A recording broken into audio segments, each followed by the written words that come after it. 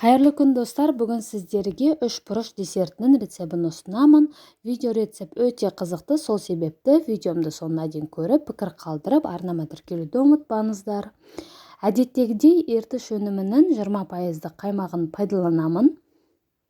Қаймақтан бізге 5 қасық қажет болады. Артынан 5 қасық қант салып, жақсылап тұрып, қасықпен араластырып, артынан қантымыз ерігенше миксерлейміз.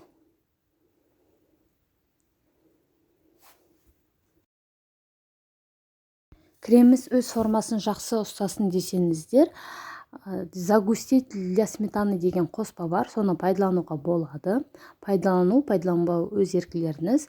Бұның құрамында кукуруз крахмалы, зиян емес.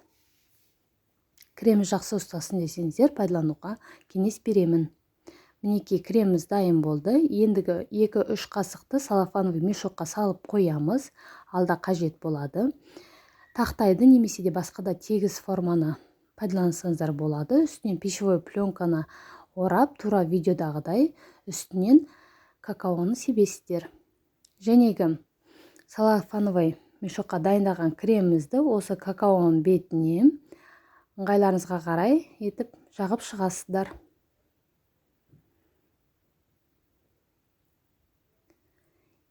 Ендігі печеньемізді сүтке мала отырып, осы кремнің үстіне қоямыз.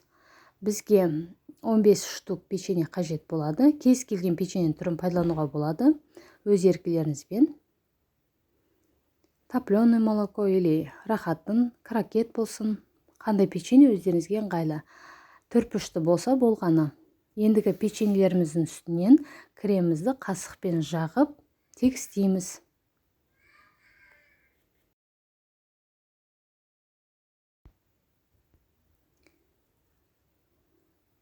Дәмі өте ерекше болып шығады. Жасап көріңіздер. Жасалуда мінекей өте оңай. Және де ешқандай духовканы қажет етпейді. Ендігі ортасына салмасы ретінде мен мандаринді пайдаландым. Кивиді пайдалансаңыздар болады, немесе алманы қабығын ашып пайдалансаңыздар болады. Мандариннің ортасында сүйектері болса, сүйектерін алып тастайсыздар. Және де бір қабат осы қабығында аршисыздар. Бар болғаны 1 штук мандарин кетеді. Осылай видеодағыдай тура ортада тұрған печеньенің үстінен қатар етіп дізіп қоямыз. Енді асықпай екі жағын босатып алып, печеньемізді бір-біріне жабыстырамыз. Яғни бізде 3 бұрыш формасы шыға келді. Осы форматта, осы бойында холодильникке кем дегенде 4 сағатқа қоясыздар. Мінекей 4 сағат уақыт өткеннен кейін алып шықтым да, бетінен қайтадан какао ұнтағын сеуіп шықтым.